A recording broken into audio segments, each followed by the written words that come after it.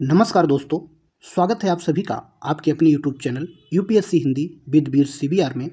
तो दोस्तों, आज इस वीडियो के माध्यम से ये जानेंगे कि सुप्रीम कोर्ट ने आखिर चुनावी बॉन्ड योजना को रद्द क्यों कर दिया और ये चुनावी बॉन्ड योजना आखिर क्या है। तो सबसे पहले हम ये जानेंगे कि आखिर ये जो योजना है ये चर्चा में क्यों बनी हुई है। तो देखते हैं कि ये योजना चुनावी बॉन्ड योजना आखिर चर्चा में क्यों है। तो एक ऐतिहासिक फैसले में भारत के सर्वोच्च न्यायालय यानी सुप्रीम कोर्ट की 5 न्यायाधीशों की संविधान पीठ ने सर्वसम्मति से चुनावी बॉन्ड योजना यानी इलेक्टोरल बॉन्ड स्कीम, जिसे ईबीएस कहते हैं, और संबंधित संशोधनों को असंवैधानिक करार दिया है। हुआ क्या कि जो सुप्रीम कोर्ट की 5 न्यायाधीशों की एक संवैधानिक पीठ ने सर्वसम्मति से एक फैसला दिया चुनावी बॉन्ड पर, और चुनावी बॉन्ड से संबंधित जिन जिन अधिनियमों में संशोधन किए गए थे उन सभी संशोधनों को सुप्रीम कोर्ट की 5 न्यायाधीशों की बेंच के द्वारा सर्वसम्मति से असंवैधानिक करार दिया गया है। तो सुप्रीम कोर्ट ने इन सभी संशोधनों को असंवैधानिक क्यों बताया है, इसका एक आधार है कि सर्वोच्च न्यायालय ने कहा कि चुनावी बॉन्ड संविधान के अनुच्छेद 19 फर्स्ट का ए के तहत सूचना के अधिकार का उल्लंघन करते हैं। तो सुप्रीम कोर्ट ने ये माना कि जो मौलिक अधिकार है, संविधान का अनुच्छेद 1 का फर्स्ट में जो मौलिक अधिकार दिया गया है, उस अधिकार का ये चुनावी बॉन्ड क्या करते हैं, ये उल्लंघन करते हैं। तो इसलिए सुप्रीम कोर्ट ने चुनावी बॉन्ड स्कीम को, जो इलेक्टोरल बॉन्ड स्कीम है, इसे रद्द कर दिया है। इसके बाद आगे देखते हैं कि क्या है चुनावी बॉन्ड योजना पर सर्वोच्च न्यायालय का निर्णय। तो सर्वोच्च न्यायालय ने जो इलेक्टोरल बॉन्ड स्कीम है और वित्त अधिनियम 2017 तथा इसी के साथ लोक प्रतिनिधित्व अधिनियम 1951, आयकर अधिनियम 1961 और कंपनी अधिनियम 2013 में किए गए संशोधनों को असंवैधानिक घोषित किया है। तो किन किन अधिनियमों में संशोधन किया गया था? एक तो ये वित्त अधिनियम 2017 लाया गया, लोक प्रतिनिधित्व अधिनियम जो आरपीए एक्ट है 1951 का, इसमें संशोधन किया गया, और आयकर अधिनियम 1961 में संशोधन किया गया था, और कंपनी अधिनियम 2013 में संशोधन किया गया था। ठीक है, तो इन अधिनियमों में जो संशोधन किए गए थे, इन सभी संशोधनों को सुप्रीम कोर्ट ने क्या किया है, असंवैधानिक घोषित कर दिया है। ठीक है, आखिर जब ये संशोधन नहीं हुए थे, इससे पहले क्या व्यवस्था थी? तो इससे पहले जो व्यवस्था थी वो क्या थी कि इन संशोधनों से पहले राजनीतिक दल कठोर अनिवार्यताओं के अधीन योगदान ग्रहण कर सकते थे। मतलब जो राजनीतिक दल थे वो क्या, मतलब जो इन संशोधनों से पहले एक कठोर शर्त होती थी, और उस कठोर शर्त के अधीन ये दल क्या करते थे, योगदान ग्रहण करते थे। ठीक है, जिसमें 20,000 रुपये से अधिक के योगदान की घोषणा और कारपोरेट दान पर एक सीमा शामिल थी। इसका मतलब क्या हुआ कि अगर कोई भी राजनीतिक दल 20,000 रुपये से अधिक का योगदान लेता है तो उसे उसकी घोषणा करनी होती थी, और कारपोरेट अगर दान उसको जो है मिलता है तो कारपोरेट दान पर क्या होता था, एक सीमा शामिल होती थी कि कितनी सीमा तक कारपोरेट दान कोई भी राजनीतिक पार्टी ले सकती है। तो ये व्यवस्था इन संशोधनों से पहले थी। ठीक है, लेकिन बाद में क्या होता है, बाद में जो ये संशोधन है, ये संशोधन किए गए, और संशोधन के माध्यम से ये जो कठोर शर्त की व्यवस्था थी उसको ख़त्म कर दिया जाता है, और जो कारपोरेट जो दान पार्टियां लेती थीं, इन पर जो सीमा लागू थी उस सीमा को भी हटा दिया जाता है।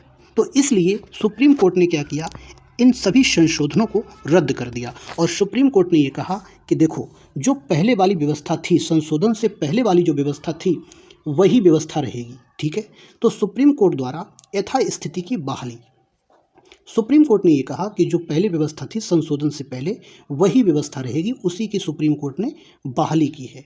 ठीक है, सर्वोच्च न्यायालय के निर्णय ने राजनीतिक दलों की फंडिंग के लिए महत्वपूर्ण कई कानूनों में वित्त अधिनियम 2017 से पहले के विधिक ढांचे को बहाल कर दिया है। ठीक, तो पहले क्या व्यवस्था होती थी इनमें? तो सबसे पहले लोक प्रतिनिधित्व अधिनियम 1951 की ही बात कर लेते हैं। तो लोक प्रतिनिधित्व अधिनियम 1951 में धारा 29C ये कहती है, इसमें ये बताया गया है कि राजनीतिक दलों को दानकर्ता की गोपनीयता के साथ सूचना के अधिकार को संतुलित करते हुए 20,000 रुपये से अधिक के दान का खुलासा करना अनिवार्य है। तो लोक प्रतिनिधित्व अधिनियम 1951 की धारा 29C ये कहती है कि अगर कोई भी राजनीतिक दल 20,000 रुपये से अधिक का दान लेता है तो उसे खुलासा करना होगा, ये जरूरी है। लेकिन वित्त अधिनियम 2017 जब आया तो उसने क्या किया, जो ये व्यवस्था थी इस व्यवस्था में उसने हस्तक्षेप किया। क्या हस्तक्षेप किया? चुनावी बॉन्ड के माध्यम से दान को प्रकटीकरण यानी खुलासे की आवश्यकताओं से छूट देने वाला एक अपवाद प्रस्तुत किया। इसने कहा देखो, जो छूट की बात, जो खुलासे की जो बात चल रही है वो गलत है। अगर 20,000 रुपये से ऊपर का दान कोई राजनीतिक पार्टी लेती है तो ज़रूरी नहीं है कि वो खुलासा करे उसका, ठीक है। तो इसने क्या किया कि वो जो व्यवस्था थी उसको ख़त्म कर दिया, जो खुलासे वाली व्यवस्था थी, ठीक है, तो उसको ख़त्म कर दिया।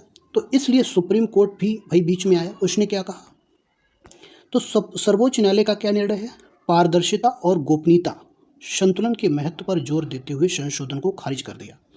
तो सुप्रीम कोर्ट ने जो संशोधन उसमें किया गया था, वित्त अधिनियम 2017 ने जो हस्तक्षेप किया था, उस हस्तक्षेप को सुप्रीम कोर्ट ने खारिज कर दिया, ठीक है। इसके बाद कंपनी अधिनियम 2013, कंपनी अधिनियम 2013, इसमें क्या व्यवस्था थी? तो पहले इसमें व्यवस्था ये थी कि धारा 182, जो कंपनी अधिनियम 2013 है उसकी धारा 182 ये कहती है कि कारपोरेट दान को प्रतिबंधित कर दिया और एक सीमा निर्धारित की। ये मतलब जो सीमा क्या थी इसमें, सीमा ये थी कि किसी भी कंपनी को, किसी भी निगम को जो भी लाभ होता है उस लाभ का 7.5% वो दान कर सकते हैं। तो ये सीमा पहले निर्धारित थी। लेकिन और सीमा के साथ साथ और ये भी कहा गया था इसमें कि प्रकटीकरण खुलासे की आवश्यकताओं को लागू किया गया। मतलब कि जो भी दान पार्टियां लेंगी उनका प्रकटीकरण उनको करना पड़ेगा, उनका खुलासा करना पड़ेगा। तो ये व्यवस्था कंपनी अधिनियम 2013 की धारा 182 में की गई थी। बाद में क्या होता है, वित्त अधिनियम 2017 आता है तो इसने फिर से हस्तक्षेप किया। भाई वित्त अधिनियम 2017 का हस्तक्षेप, इसने क्या कहा, इसने कहा कि इसमें कारपोरेट दान के लिए जो सीमा और प्रकटीकरण के दायित्व को हटा दिया गया। इसने कहा देखो, जो कारपोरेट दान की जो सीमा 7.5% है उसको हम देखो ख़त्म कर रहे हैं, वो सीमा लागू नहीं होगी। दूसरी चीज़, प्रकटीकरण के दायित्वों को भी हटा लिया। मतलब कि कोई कितना दान दे रहा है, किस पार्टी को दे रहा है, इसका प्रकटीकरण नहीं किया जाएगा। इसने ये बात कही। जब इसने ये बात कही तो भाई सर्वोच्च न्यायालय को बीच में आना पड़ा। तो सर्वोच्च न्यायालय ने क्या कहा, सर्वोच्च न्यायालय का निर्णय क्या रहा, सर्वोच्च न्यायालय ने इस चीज़ को रद्द कर दिया। कहा कि ऐसा नहीं होगा, आपको जो प्रकटीकरण खुलासे की जो बात है वो प्रकटीकरण आपको करना पड़ेगा, खुलासा करना पड़ेगा, ठीक है। तो ये चीज़ सुप्रीम कोर्ट ने कही, अर्थात जो संशोधन वित्त अधिनियम 2017 ने किया उसको फिर से सुप्रीम कोर्ट ने खारिज कर दिया। इसके बाद जो आयकर अधिनियम 1961 है, इसमें क्या व्यवस्था थी तो इसको भी समझ लेते हैं। देखो, आयकर अधिनियम 1961 की धारा 13A का सब पॉइंट B के तहत 20,000 रुपये से अधिक के दान का रिकॉर्ड रखना अनिवार्य किया गया है। तो आयकर अधिनियम की धारा 13A का सब पॉइंट B भी ये कहता है कि 20,000 रुपये से अगर अधिक का दान ले रहे हैं तो उसका रिकॉर्ड रखना जरूरी है। लेकिन जब वित्त अधिनियम 2017 आया तो उसने इसमें हस्तक्षेप किया। क्या हस्तक्षेप किया? इसने कहा कि चुनावी बॉन्ड के माध्यम से प्राप्त दान का रिकॉर्ड रखने की आवश्यकता नहीं है, यानी आवश्यकता से छूट दे दी। तो रिकॉर्ड ये बताया कि रिकॉर्ड आप नहीं भी रख सकते, कोई दिक्कत नहीं है, छूट है उससे। तो फिर भैया सर्वोच्च न्यायालय को बीच में आना पड़ा। सर्वोच्च न्यायालय ने फिर से इन सभी संशोधनों को रद्द कर दिया। कहा कि ना, आपको रिकॉर्ड रखना पड़ेगा, ठीक है। इसके बाद एक टर्म आता है आनुपातिकता परीक्षण। ये क्या है? आनुपातिकता परीक्षण। देखिए, सर्वोच्च न्यायालय ने इस बात का पता लगाने के लिए आनुपातिकता परीक्षण लागू किया कि इस योजना ने मतदाताओं के सूचना के अधिकार और चुनावी प्रक्रिया की पारदर्शिता का उल्लंघन किया है अथवा नहीं। तो ये जो टर्म है आनुपातिकता परीक्षण, ये सुप्रीम कोर्ट ने ये इसलिए इस टर्म को लाया गया, इससे ये पता लगाया जाएगा कि आखिर क्या जो ये स्कीम है चुनावी बांड योजना, ये क्या जो मतदाता हैं उनके सूचना के अधिकार का उल्लंघन तो नहीं कर रही है। तो इसलिए ये लाया गया है। और अनुपातिकता परीक्षण राज्य की कार्यवाही और व्यक्तिगत मौलिक अधिकारों के बीच संतुलन का मूल्यांकन करने के लिए एक महत्वपूर्ण न्यायिक मानक के रूप में कार्य करता है। लेकिन मौलिक अधिकार जो हैं उनमें सरकार यानी राज्य युक्त प्रतिबंध लगा सकते हैं। तो अनुच्छेद 19 का सब पॉइंट 2 उसमें ये कहा गया है कि सरकार को, इस संविधान का अनुच्छेद 19 का सब पॉइंट 2, इसमें ये कहा गया कि सरकार को वाक एवं अभिव्यक्ति की स्वतंत्रता पर उचित प्रतिबंध लगाने की अनुमति देता है। मतलब ये जो अनुच्छेद है ये सरकार को ये अनुमति देता है कि आप जो वाक एवं अभिव्यक्ति की स्वतंत्रता है आप उस पर प्रतिबंध लगा सकते हैं, लेकिन वो प्रतिबंध कैसा होना चाहिए? उचित प्रतिबंध होना चाहिए। और ये प्रतिबंध भारत की संप्रभुता और अखंडता, राज्य की सुरक्षा, विदेशी राज्यों के साथ मैत्रीपूर्ण संबंधों, सार्वजनिक व्यवस्था शालीनता या नैतिकता के हित में या न्यायालय की अवमानना, मानहानि या किसी अपराध के लिए उकसाने के संबंध में हो सकते हैं। ठीक है, तो अगर ये सब चीज़ें हैं तो आप वाक एवं अभिव्यक्ति की स्वतंत्रता पर प्रतिबंध लगा सकते हैं। ठीक है, तो प्रतिबंध कैसा होना चाहिए? उचित प्रतिबंध होना चाहिए। लेकिन संविधान का जो भाग 3 है उसमें क्या बताया गया है? भाग 3 में मौलिक अधिकारों की बात की गई है। मौलिक अधिकारों की रक्षा करता है कौन? भाग 3, जिसमें स्वतंत्र अभिव्यक्ति का अधिकार है सभी को। ठीक है, तो इन अधिकारों में किसी भी हस्तक्षेप के लिए यह अनिवार्य होगा कि आनुपातिकता परीक्षण के माध्यम से मूल्यांकन किए गए अनुच्छेद 19 का सब पॉइंट 2 में निर्दिष्ट उचित प्रतिबंधों का पालन किया जाए। भाई आप 19 का जो अनुच्छेद है इसमें जो मौलिक अधिकारों यानी स्वतंत्रता, जो अभिव्यक्ति की स्वतंत्रता दी गई है, तो उसमें आप यानी राज्य सरकार तभी प्रतिबंध लगा सकती है जब उसके पास कोई उचित कारण हो, जो उचित कारण मैंने अभी आपको बताए हैं। इसके बाद जो आनुपातिकता परीक्षण है इसको के.एस. पुट्टास्वामी बनाम भारत संघ 2017 के निर्णय में प्रमुखता दी गई, जिसमें गोपनीयता की पुष्टि मौलिक अधिकार के रूप में की गई थी। मतलब कह सकते हैं कि गोपनीयता बनाए रखना ये सभी का अधिकार है, ये एक मौलिक अधिकार है। ठीक है, तो इसकी पुष्टि के.एस. पुट्टास्वामी बनाम भारत संघ 2017 के निर्णय में भी की गई थी। लेकिन सरकार का तर्क क्या रहा? राज्य के हित में सरकार ने इलेक्टोरल बॉन्ड के हित में क्या तर्क दिए, इनको भी समझ लेते हैं। सरकार के तर्क और राज्य के हित। सरकार ने क्या कहा? सरकार ने तर्क दिया कि काले धन पर अंकुश लगाना और दानकर्ता की गोपनीयता की रक्षा करना राज्य के वैध हित हैं। सरकार ने कहा कि भाई काला धन, इस पर अंकुश लगाना और दानकर्ता, जो व्यक्ति दान दे रहा है, फंडिंग दे रहा है राजनीतिक पार्टी को, उसकी गोपनीयता को बनाए रखना, उसकी गोपनीयता की रक्षा करना, ये राज्य के हित हैं, इसलिए हम इनको गोपनीय रखते हैं, ये सरकार ने कहा। इसके बाद सेकेंड पॉइंट क्या कहा? दाताओं की गोपनीयता के अधिकार को एक मौलिक अधिकार के रूप में बनाए रखने के लिए दाता अनामिकता का मतलब दाता से संबंधी जानकारी को उजागर न करना, मतलब गुमनाम, ठीक है, को अनिवार्य रूप से प्रस्तुत किया। कह रहे हैं कि देखिए जो दाताओं की गोपनीयता का अधिकार है वो एक मौलिक अधिकार है और उसको हम उजागर नहीं कर सकते हैं। तीसरा पॉइंट, जो तीसरा तर्क सरकार ने दिया वो क्या दिया? सरकार ने तर्क दिया कि सूचना का अधिकार उस जानकारी को मांगने तक विस्तारित नहीं है जो राज्य के अधिकार क्षेत्र या जानकारी में नहीं है। सरकार ने ये कहा कि सूचना के अधिकार के माध्यम से आप उस जानकारी को नहीं मांग सकते हैं जो सरकार के पास नहीं है। आप उस जानकारी को कैसे मांग सकते हो? जिस जानकारी तक सरकार की पहुंच नहीं है उस जानकारी को सूचना के अधिकार के माध्यम से नहीं मांगा जा सकता है। ये राज्य ने तर्क दिए। तो सर्वोच्च न्यायालय का जो रुख रहा वो क्या रहा? सर्वोच्च न्यायालय ने एक वैध राज्य उद्देश्य के रूप में दानकर्ता की अनामिकता को खारिज कर दिया और अनामिकता के बजाय संविधान के अनुच्छेद 19 का फर्स्ट का ए के तहत मतदाताओं के सूचना के अधिकार को प्राथमिकता दी। सर्वोच्च न्यायालय ने कहा कि ऐसा नहीं है। आप जो अनामिकता की जो बात कही जा रही, गुमनाम की जो बात कही जा रही, दानकर्ता को जो गुप्त रखा जा रहा है, वो गलत है। ठीक है, तो इससे क्या है, इससे जो मतदाताओं का जो अधिकार है वो प्रभावित हो रहा है। तो सबसे पहले सुप्रीम कोर्ट ने मतदाताओं के सूचना के अधिकार को प्राथमिकता दी और सरकार के तर्क को गलत ठहराया। इसके बाद देखते हैं कि जो सुप्रीम कोर्ट ने जो दिशा निर्देश इलेक्टोरल बॉन्ड पर जारी किए, आखिर वो क्या दिशा निर्देश जारी किए हैं।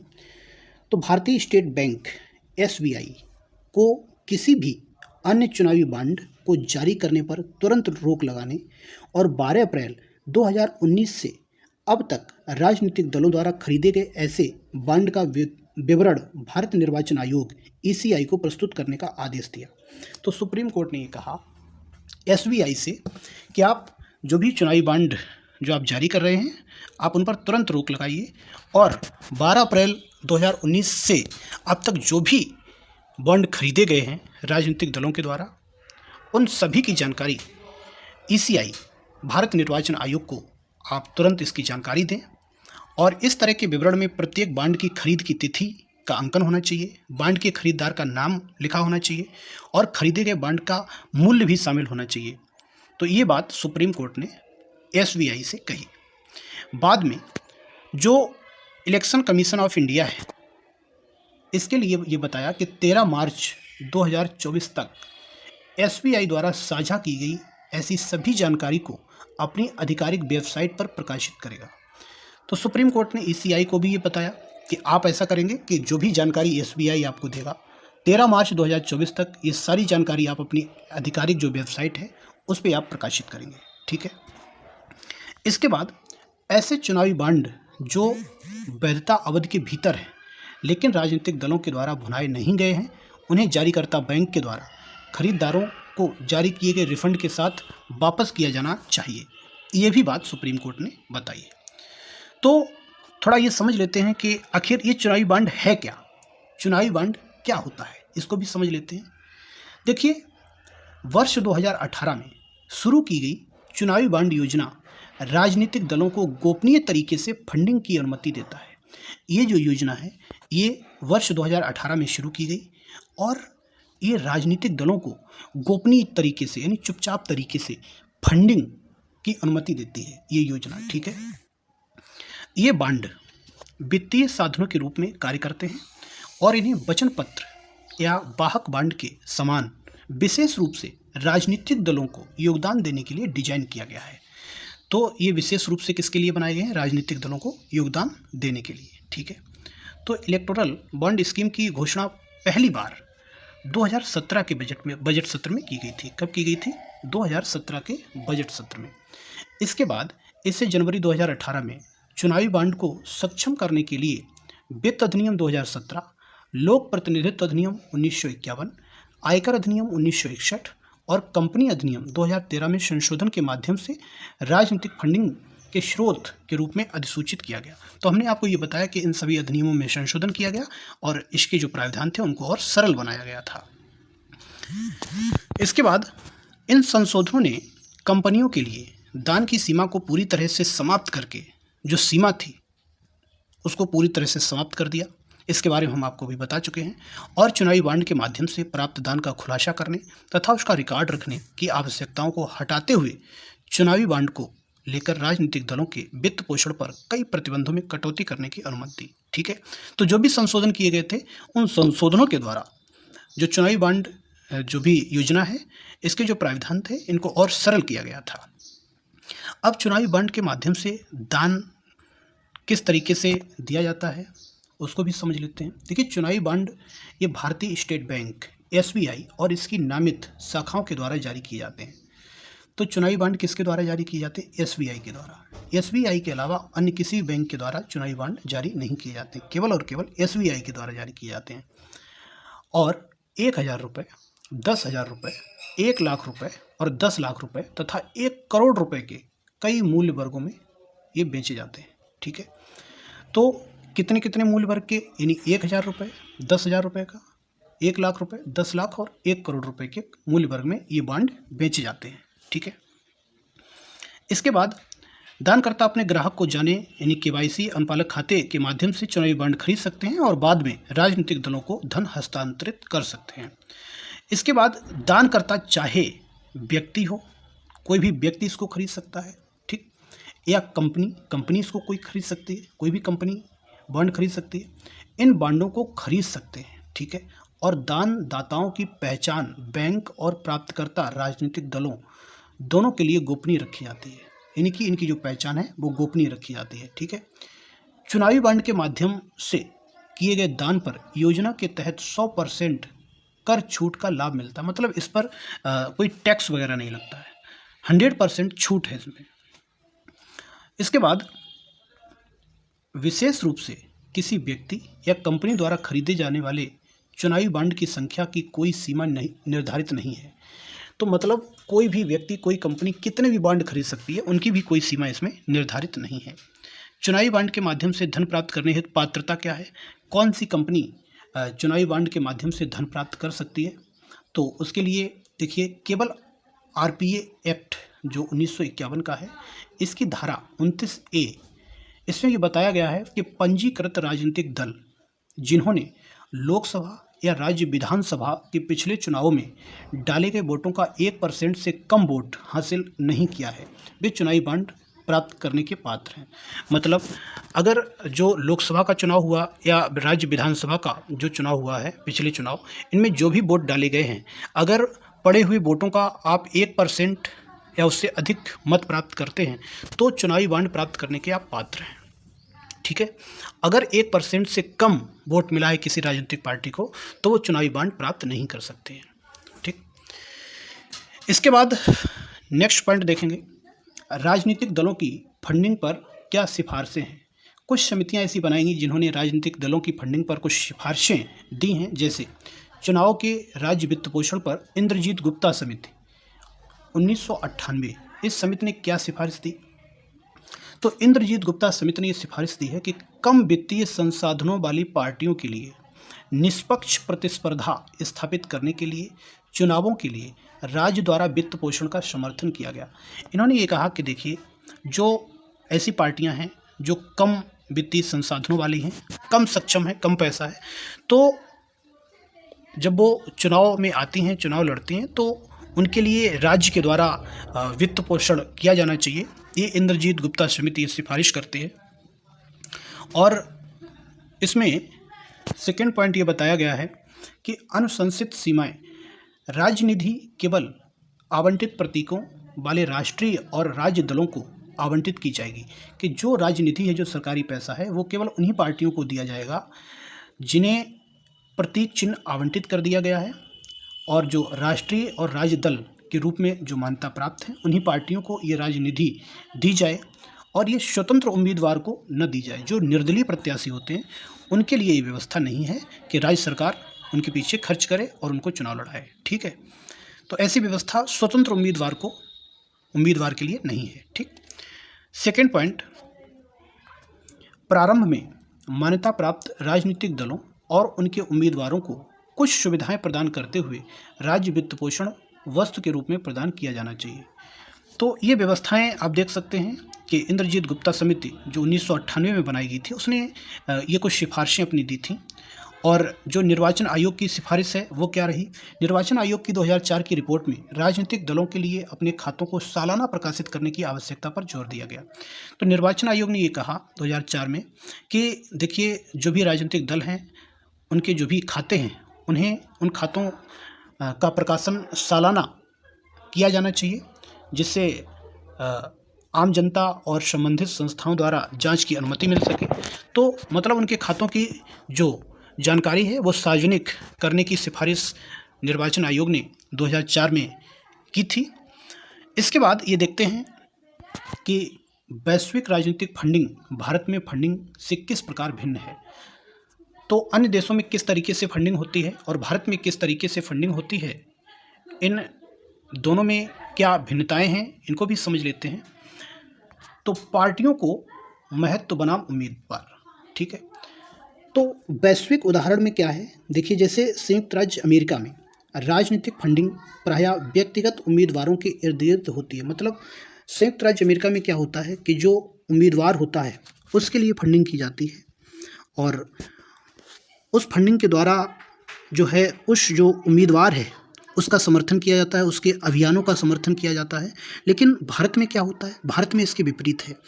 भारत और अन्य संसदीय प्रणालियों में क्या होता है कि जो फंडिंग दी जाती है वो राजनीतिक दलों को दी जाती है, जहां दान को सामूहिक रूप से पार्टी की गतिविधियों और अभियानों का समर्थन करने के लिए प्रसारित किया जाता है, ठीक है।